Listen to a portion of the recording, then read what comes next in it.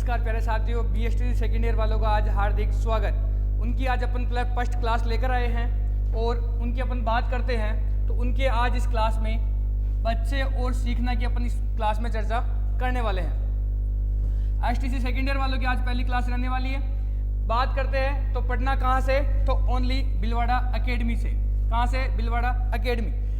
STC first year वाले और second year वाले सभी अपने कॉलेज और जो आपकी डाइट वगैरह वहाँ पे जो भी स्टूडेंट उन सबके साथ अपना चैनल शेयर कर दे और सब्सक्राइब कर दे। स्टार्ट करते हैं आज आपके सब्जेक्ट बच्चे और सीखना की। बच्चे और सीखना जो आपका फर्स्ट पेपर होने वाला है उसमें कितनी इकाइयाँ होने वाली है और कितने अंक पार का होने वाला है, टोटल चीज़ें अपन क्लियर करते हुए चलेंगे। बात करते हैं टोटल इकाइयाँ कितनी है, तो 8 इकाइयाँ। टोटल इकाइयाँ कितनी है? 8। इन 8 इकाइयों का अंक पार आपको यहाँ दे रखा है, ठीक है। और रही दूसरी बात आपके PDF की, तो PDF के लिए मैंने आपको व्हाट्सअप नंबर के लिए बोल दिया है। व्हाट्सअप नंबर है 9549077002। इस पर मैसेज कर देवे और वहाँ से आप अपनी PDF ले लेवे और उसको 1 से 2 बार उसको पढ़ लेवे और 1 से 2 बार इस वीडियो को देख ले, आपका काम हो जाएगा। बात करते कुल इकाइयों की, इकाइयाँ हो गई आपके 8। पहली इकाई है सीखना, आज अपन पढ़ेंगे सीखना। उसके बाद दूसरी इकाई सीखना, बुद्धि और अभिप्रेरणा, व्यवहारवाद, संज्ञानवाद, सूचना प्रसंस्करण सिद्धांत, सीखने में समाज की क्या भूमिका है, भाषा और सोच, विशेष आवश्यकता वाले बच्चे। कुल मिला के और 8वीं आपकी रहने वाली है खेल। 8 है, 8 के अंक पार दे रखे हैं, टोटल चीज क्लियर है। और बात करता हूँ, स्टार्ट करता हूँ मैं पहली यूनिट की। इकाई फर्स्ट और नाम है सीखना। आज तक जो भी क्वेश्चन आए हुए हैं वो क्वेश्चन आपके लिए वेरी वेरी इंपॉर्टेंट होने वाले। उनके साथ साथ जो क्वेश्चन आपके आ सकते हैं वो भी मैंने इसके अंदर रख दिए। इस PDF को 1 से 2 बार पढ़ लेना और जो आप अलग से मटेरियल ला रखे उसको भी एक बार देख लेना, ठीक है। बात करते हैं क्वेश्चन नंबर फर्स्ट की। बच्चे में ज्ञान का निर्माण कैसे होता है? बच्चे में ज्ञान का निर्माण कैसे होता है? तो ज्ञान का निर्माण बच्चों के मस्तिष्क में उत्पन्न होने वाली विभिन्न प्रवृत्तियों, विचारों के मिले जुले स्वरूप से होता है।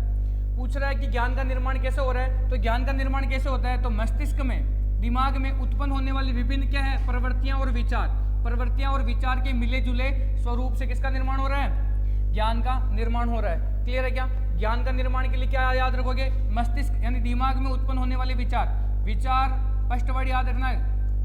छोटे छोटे वर्ड याद रख के आप पूरे क्वेश्चन आंसर याद कर सकते हो, बाकी रट्टे मारने से काम नहीं चलने वाला। तो बात करते हैं विचार की, तो मस्तिष्क में उत्पन्न होने वाले विचार के मिले जुले स्वरूप को अपन क्या कहते हैं? तो बच्चे में किसका निर्माण कर रहे हैं? वो ज्ञान का निर्माण कर रहे हैं। क्वेश्चन नंबर सेकंड, बच्चों के सीखने को प्रभावित करने वाले पाठ्य वस्तु संबंधित कारकों को बताइए।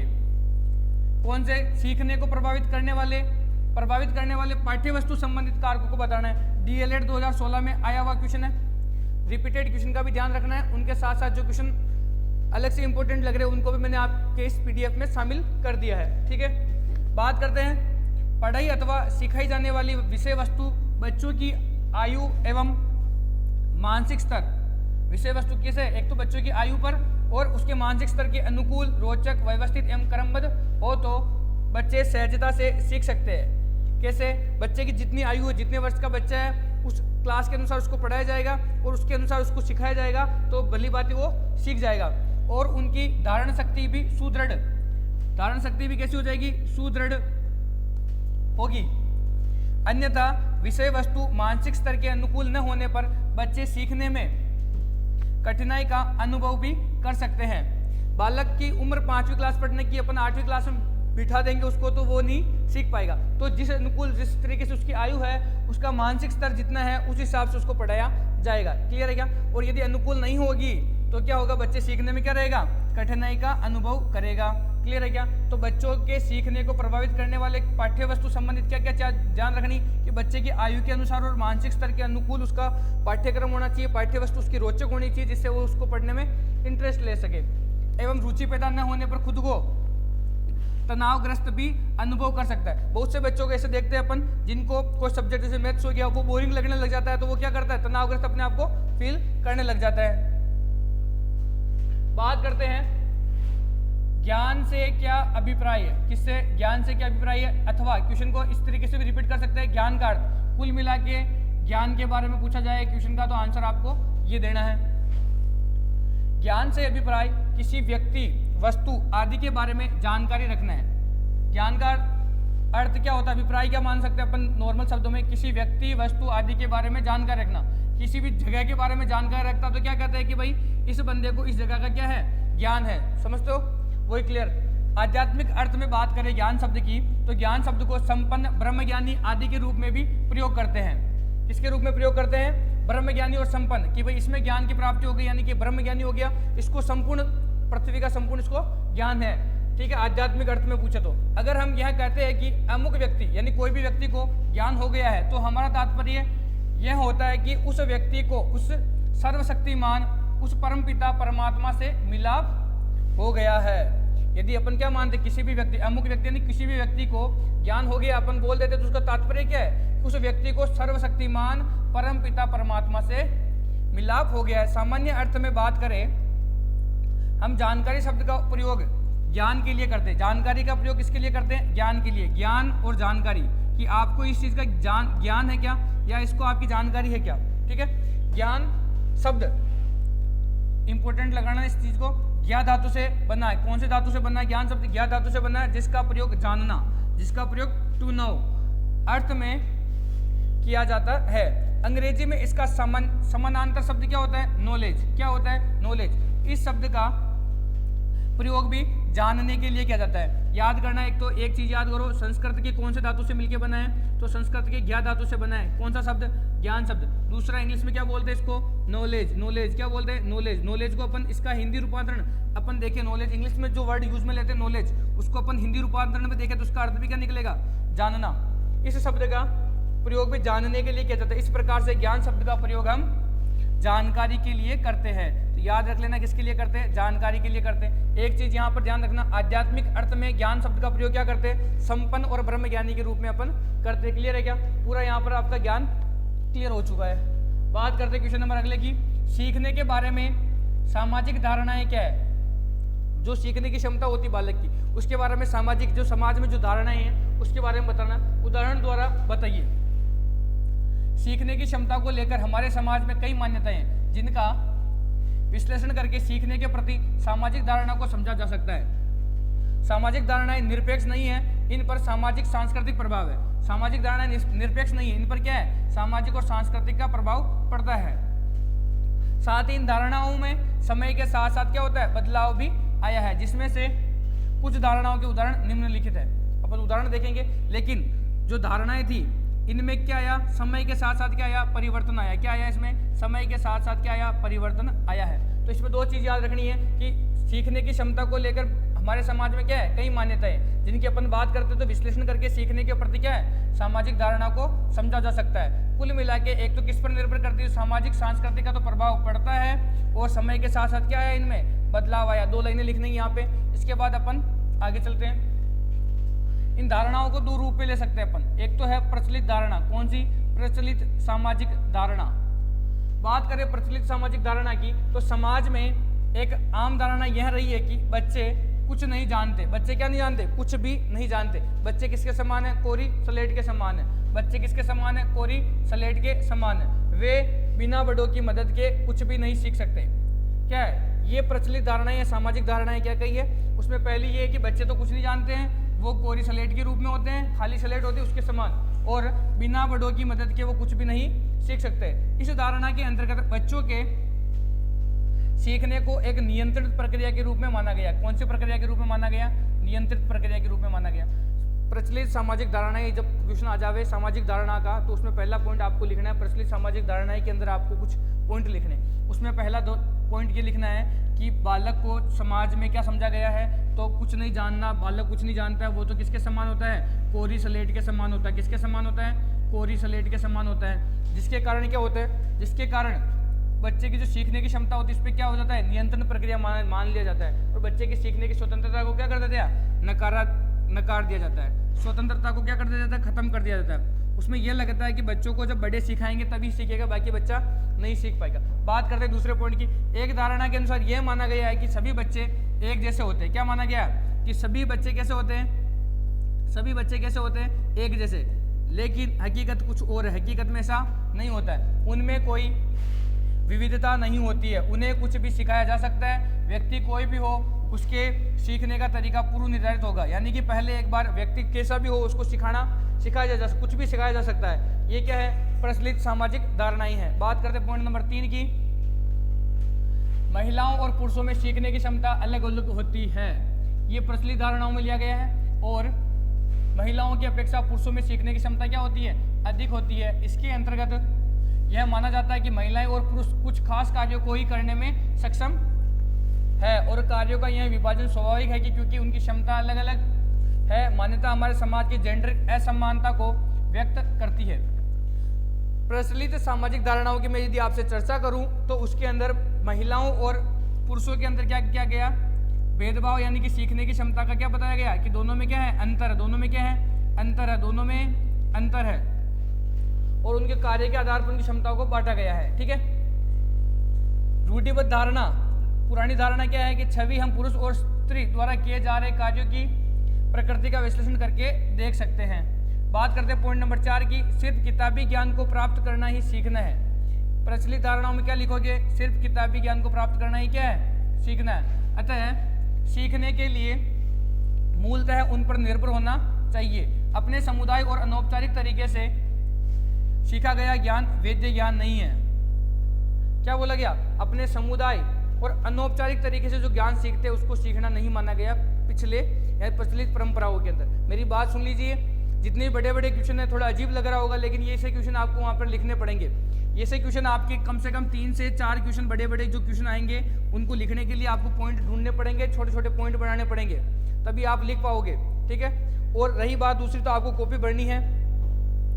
फेल होने का डर सता रहा है तो पढ़ाई कीजिए, हल्की सी वीडियोस देखिए, नोट्स जो पीडीएफ है पीडीएफ प्राप्त कीजिए, और जल्दी से जल्दी आप एक छोटा पेन कॉपी लेके बैठिए और छोटे छोटे नोट्स आप क्लियर कीजिए कि हाँ ये तो लिखना ही है। उसके बाद आप उसमें अपने विचार लिख सकते हो। ठीक है, क्लियर है। अब एक चीज ये थी कि जो ज्ञान है वो वेद्य नहीं है, यानी कि जो किताबी ज्ञान है उसको ही वेद्य माना गया। प्रचलित जो धारणा थी उसके अंदर जो बालक कहीं समुदाय में जा रहा है, समाज में जा रहा है, वहाँ जो चीजें एडॉप्ट कर रहा है, जो सीख रहा है, उन चीजों को वहाँ पर कोई महत्व नहीं दिया गया है। विद्यालय के बाहर के ज्ञान को सीखने व समझने के प्रति हतोत्साहित किया जाता है। ठीक है, प्रोत्साहित न करके क्या किया जाता है? हतोत्साहित। किसी खास जाति वर्ग के लोगों में विशेष बौद्धिक क्षमता होती है। क्या है? प्रचलित धारणा में क्या है कि भाई जो ये जिस जाति का काम है केवल ये जाति वाले ही कर सकते हैं, ये क्या होता है उसमें दक्ष होता है। ये किसी धारणा है? प्रचलित धारणा है। किसी धारणा में आएगा? प्रचलित धारणा में आएगा, ध्यान रख लेना। कुछ जाति वर्ग बौद्धिक रूप से कम क्षमता वाले होते हैं। इस धारणा के द्वारा बौद्धिक क्षमता को गलत तरीके से प्रस्तुत किया गया। कंप्लीट है क्या? तो इसके कारण क्या होता है? कुछ एक समाज का जो एक वर्चस्व क्या करेगा? एक समाज ऊपर हावी हो जाएगा। अब बात करते हैं परिवर्तित सामाजिक धारणाएं की। परिवर्तित सामाजिक धारणाओं की अपन चर्चा करते हैं। इस प्रचलित धारणा में अब बदलाव आने लगा है। समाज ने वह स्वीकारना शुरू किया है। क्या है कि जो पुरानी जो धारणा थी उसको छोड़कर परिवर्तित जो धारणा है इसको स्वीकार करना समाज ने क्या कर दिया? स्टार्ट कर दिया कि बच्चों में ज्ञान समाहित होता है। बच्चे क्या होते हैं? कोरी स्लेट नहीं होते। बच्चे क्या होते हैं? कोरी स्लेट नहीं होते हैं। ये वर्तमान की धारणा है। पहले की धारणा थी कि बच्चे क्या होते हैं? कोरी स्लेट के समान होते थे। बात करते हैं और वे स्वयं ही ज्ञान का निर्माण करते हैं और सीखते हैं कि किसी बड़े की जरूरत नहीं होती, बच्चा खुद भी कुछ करके सीख सकता है ना। अब बच्चों की व्यक्तिगत विभिन्नता को भी विशेष महत्व दिया जा रहा है। किसको? व्यक्तिगत विभिन्नता को, यानी कि हर व्यक्ति अलग होता है, हर व्यक्ति का स्वभाव अलग होता है, हर बच्चे का सीखने का तरीका अलग होता है, हर बच्चे में अलग खूबी होती है। टोटल चीज़ों को यहाँ पर ध्यान रखा जा रहा है। उनकी सीखने की क्षमताओं को समझने में उनकी व्यक्तिगत विभिन्नताओं को आधार माना जा रहा है। किनकी? कि भाई ये बच्चा किसके अंदर माहिर लग रहा है। छोटा बच्चा की इसको क्या पेंटिंग अच्छी लगती है, इसको चित्रकारी अच्छी लगती है, इसको खेलना पसंद है, क्या पसंद है, उस लाइन के हिसाब से उसको आधार बनाया जा रहा है, नहीं कि उस पर थोपा जा रहा है। बात करते हैं आगे की ओर।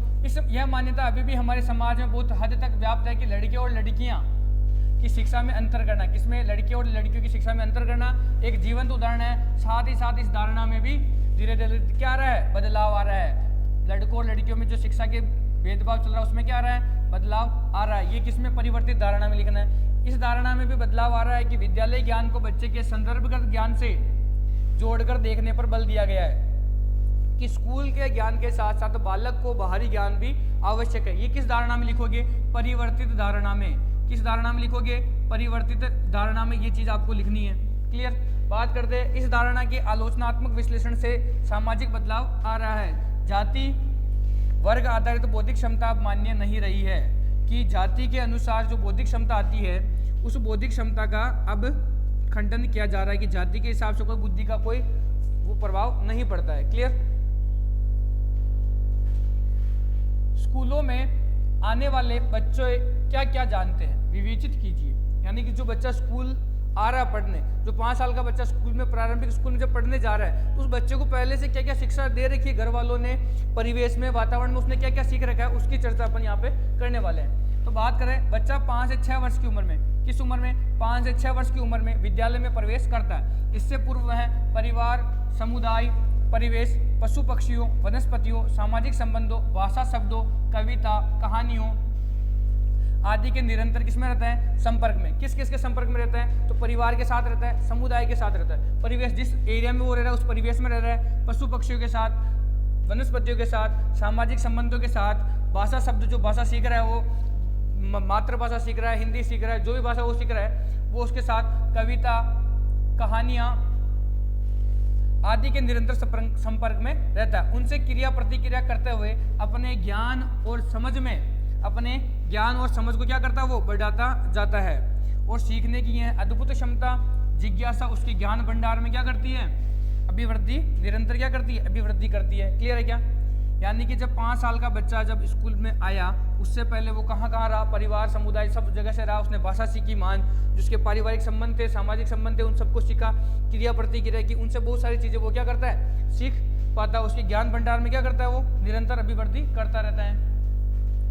बात करते हैं भाषा का ज्ञान। ये क्वेश्चन आपके निबंधात्मक प्रश्न में है। किसमें है, निबंधात्मक प्रश्न में।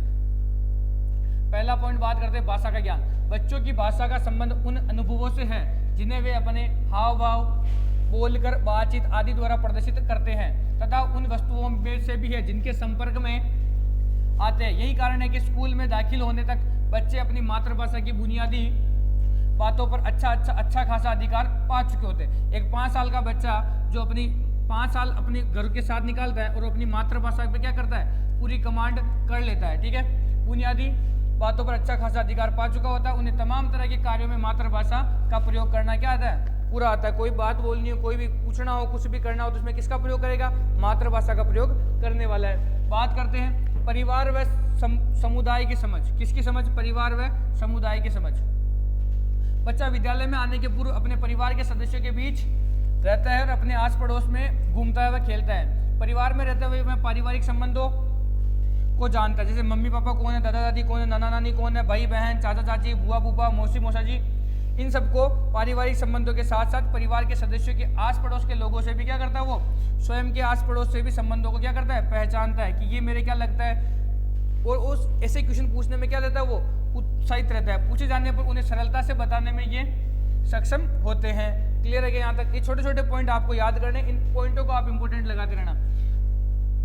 अगला पॉइंट याद रखना, परिवेश की समझ।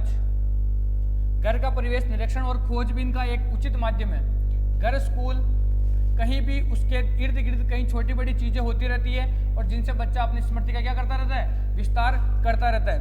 ये जो सारी चीजें हैं, इनके नोट्स को आप 1 से 2 बार पढ़ोगे तो आपको सही सिस्टमेटिक समझ में आ जाएगा। गलियां, दुकान, आसपास के पेड़ पौधे, उनके नाम, मकान, उनके प्रकार, मकान के प्रकार, कच्चे, पक्के, बड़े, छोटे, सड़क, पहाड़, मिट्टी, पत्थर, छट्टे, फूल, पत्तियां, नालियां, नल, घोंसले, पशु पक्षी व उनके नाम, उनके कार्य, फलों के नाम, पहचान, धार्मिक स्थान।